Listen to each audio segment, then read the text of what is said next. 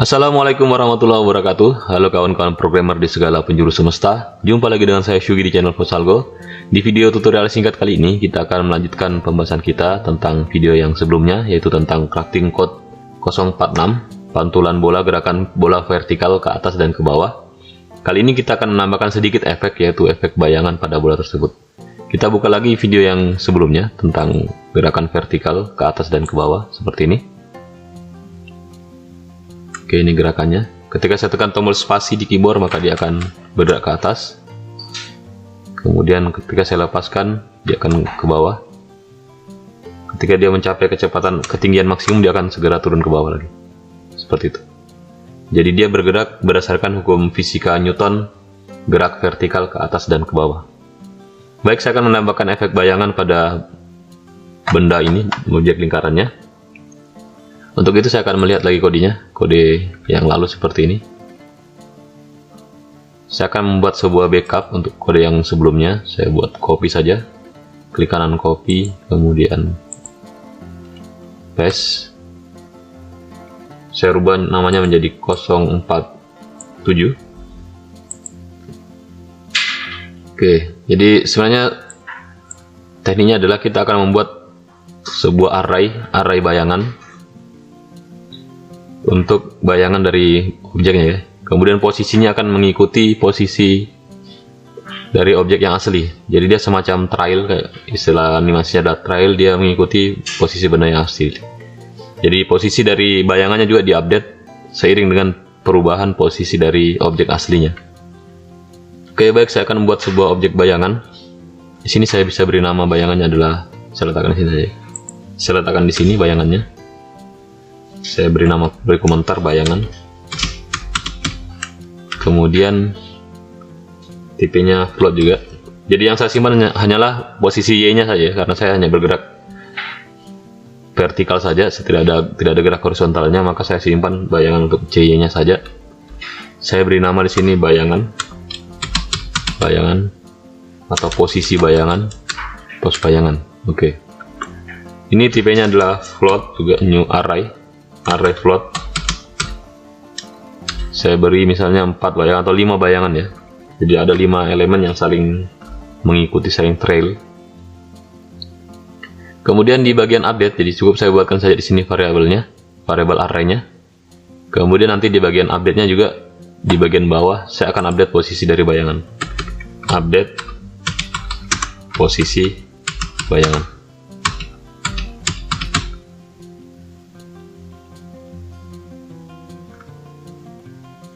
Oke, cara update-nya adalah saya lihat dulu nama variabelnya tadi. Nama variabelnya adalah pos bayangan. Ya, cara update-nya ini pakai looping for down to, tapi update-nya dari belakang ya. Update dari bayangan yang paling terakhir dulu diupdate, kemudian ke depan dan ke depan. Kita pakai for integer i sama dengan pos bayangan .len kurang 1 .len. Jadi elemen yang paling terakhir itu kita update.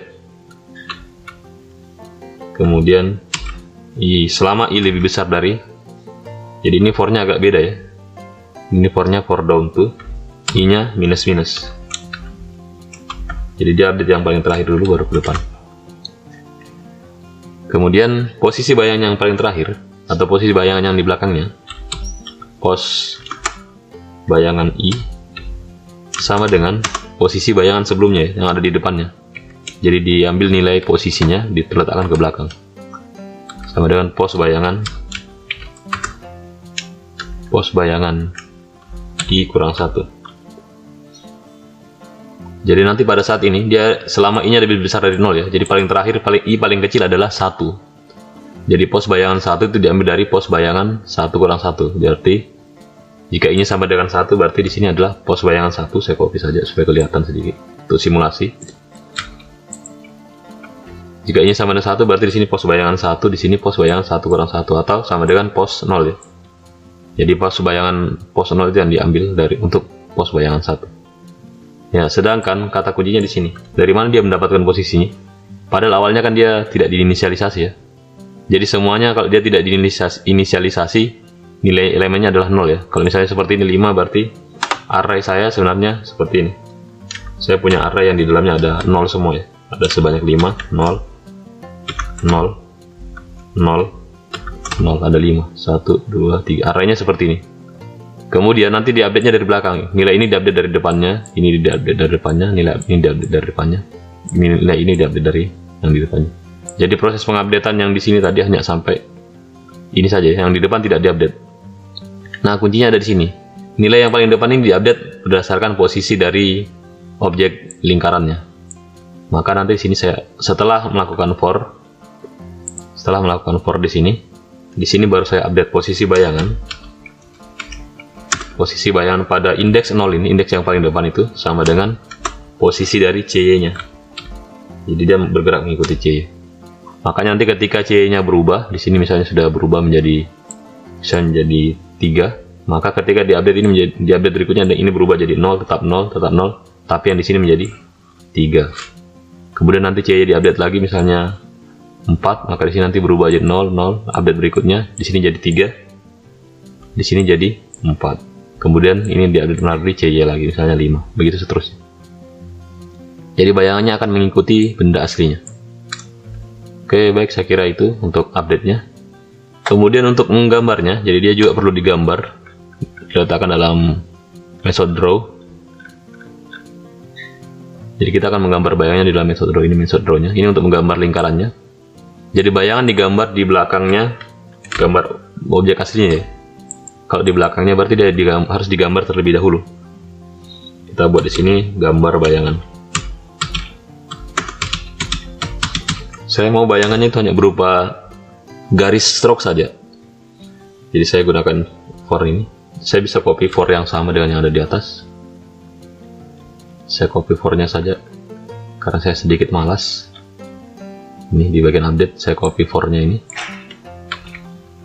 Saya masukkan ke dalam method draw, ini draw. Saya copy for-nya, saya format dulu. Oke, ini tadi for-nya. Oke, di sini saya rubah. Di sini saya rubah. Saya mau langsung ambil posisinya. Berarti saya gunakan float Y sama dengan posisi dari bayangannya ya.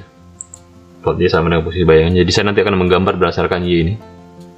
Kemudian saya gambar fill-nya. Saya pertama set dulu stroke-nya. GC titik set stroke. Set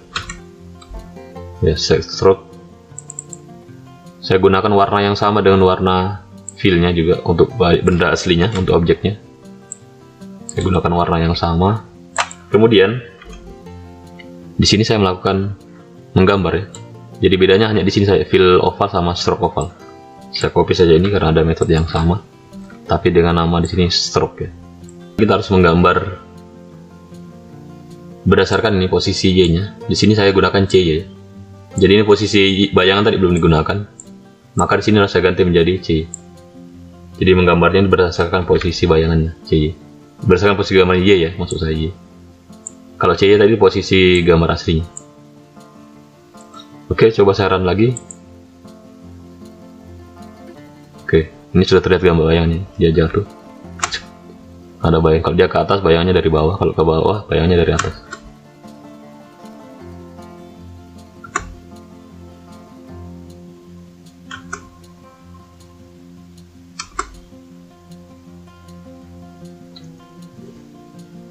Oke, baik. Ini dia bergerak vertikal ke atas, dia bergerak vertikal ke bawah. Saya tekan spasi, dia bergerak vertikal ke atas. Tekan spasi lagi, dia ke atas. Saya tekan spasi lagi, dia ke atas. Dan dia jatuh bebas. Baik, terima kasih. Saya kira untuk video tutorial kali ini saya cukupkan sampai di sini dulu. Kalau ada saran dan pertanyaan boleh dituliskan di kolom komentar. Jangan lupa like, share, and subscribe jika video ini bermanfaat. Insya Allah kita akan jumpa lagi di video tutorial berikutnya. Mohon maaf atas segala kekurangan. Terima kasih. Wassalamualaikum warahmatullahi wabarakatuh.